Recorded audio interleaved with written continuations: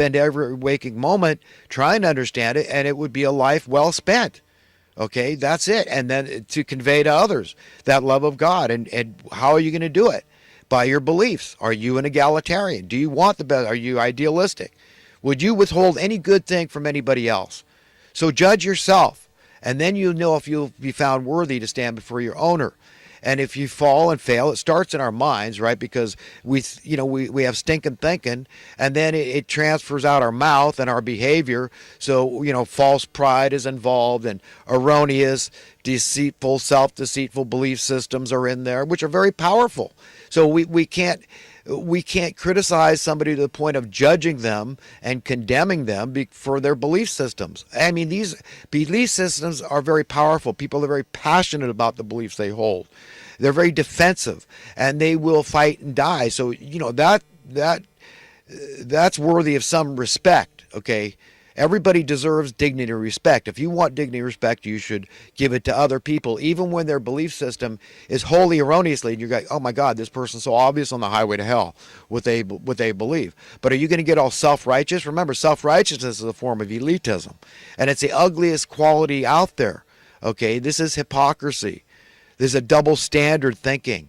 So, you've got to chuck it. It's so important for us all to turn to God, to have the right opinions on issue, and He'll never let you down. But you know what? Sometimes it's a huge departure, what God tells you, from the way you've been thinking. But the first step is just putting down your false pride. He's right, though.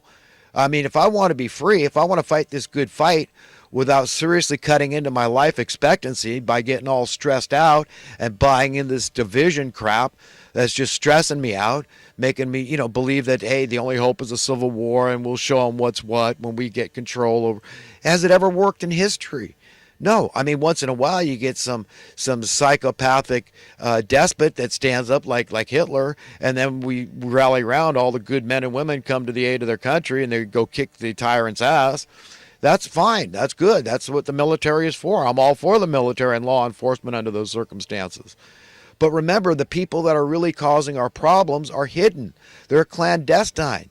They act surreptitiously and stealthily and in a hidden manner. They sinisterly, and they just don't want people to know who they are. That's who's manipulating us. So when we all come together on knowing that this tiny critical mass that's steering the ship, the rudder and the helm and the conduit, is a tiny group of people that are manipulating our reality, and what a departure. How different it would be to have a true reality that really was substantial, where God was leading our path as a unified race, okay? The human race, made the image and likeness of no less than God Almighty, who wants the best for us. Think of how happy we could be when we are all free.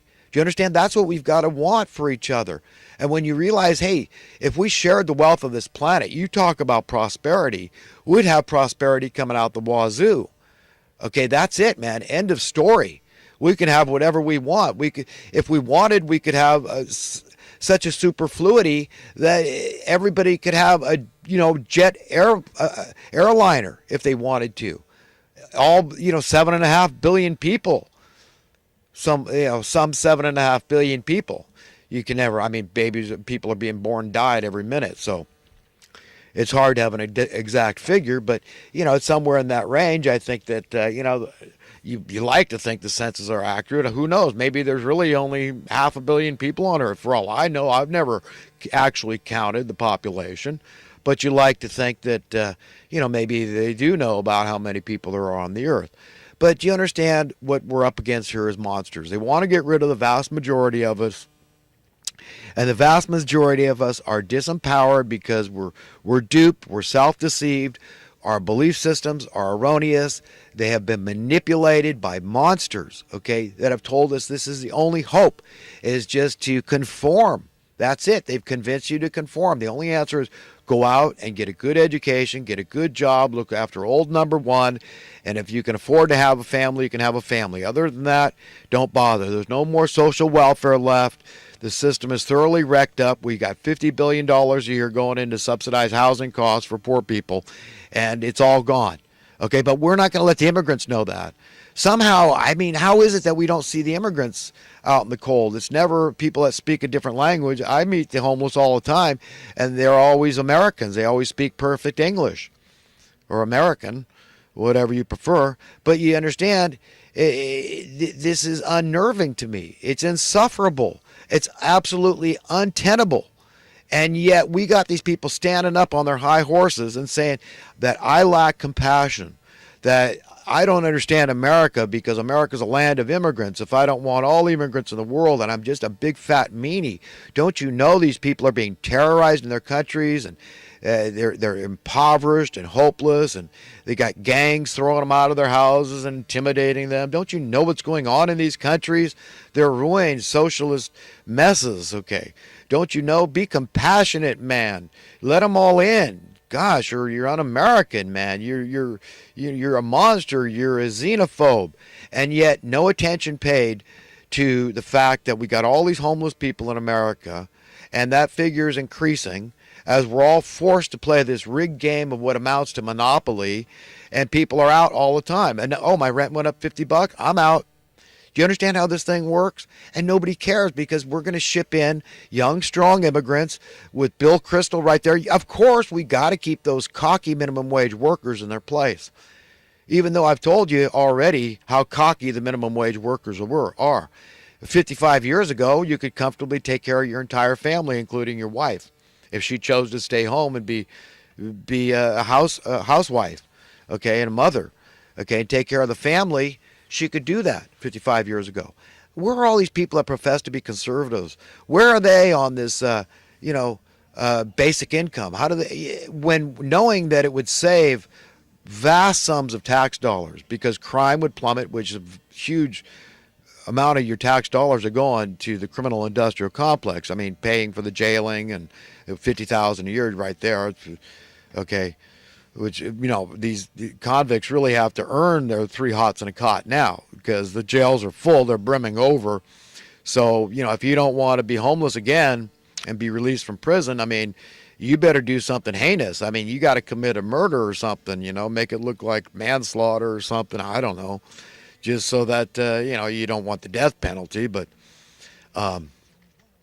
you do want those 3 hots and a cot in perpetuity because it's just too hard out here. Why would you want to play this rigged game of Monopoly? You know you're going to be out of anyhow. There's no more welfare left. You're going to be homeless. So at least in jail, you're safely ensconced behind bars. But $50,000 a year for the taxpayer. All these conservatives, they call themselves fiscal conservatives, don't understand an iota, not a modicum of true economics. Reality, how a basic income that would prevent the crimes in the first place, create a much safer society, would solve these problems. This national debt, okay, they couldn't get away with this stuff if everybody was doing okay. I mean, we're not going to go in debt. There'd be no reason for people to borrow money. All this currency debasement. I mean, if we just had regulations on this, who's overseeing the Labor Department to make sure they're doing their job? I mean, where's President Trump on this issue? Why haven't they given commensurate cost of living adjustments over? Why have they allowed our currency to be debased through raising our cost of living tax? So I mean, it's just madness to me that we've allowed this to happen. But we have, and that's why I'm scared. That's why I sound alarmist. I don't feel radical at all, but I do feel like, hey, people got to wake up, and I got to make them understand that the serious implications, the suggestions I'm making here of how far down this rabbit hole the hell we are. I mean, we've stepped into dog poop up to our nostrils. Okay, we're starting to suck it into our sinuses now, as a metaphor, as an allegory. Okay, and I'm telling you what, man, to me, if you've been paying attention, if you're anywhere in my age group and you've been paying attention to what's been unfolding in America for decades upon decades since the assassination of JFK, okay, and you're not alarmed, okay, then I tell you what, man, I don't know what to tell you, but this is a mess. We're in a big, fat, stinking mess. And it's going to take nothing less, I believe, than the power of the hand of God, the finger of God to help us out of this. So that's why I tell people that fighting the good fight, I mean, I've got to be somewhat removed from this. I'm not going to cut my life expectancy in fighting the good fight and get all stressed out. I'm not going to buy into the division. I know clowns like George Soros, his ilk, these elitists, the same grand puppeteers, the same money printing class. They're all in these uber wealthy people. Okay, they want civil war. They want discord to the degree that we're just embittered toward each other. And see, this helps them to keep their trajectory of death and destruction going. That this absolute madness that's in our face. Okay, and people don't seem to see the forest for the trees because they don't want to. They put blinders on. They bury their head in the sand. They prescribe to an ignorance is bliss philosophy, and it's easier just to ignore, trying to find out the truth, the whole truth, and nothing but the truth. The rhymes and the reasons why there's so much wanton, unnecessary suffering, not only in America but around the world. Okay, and how simple it would have been to prevent these problems and to fix them in this day and age. Okay, at this point in history.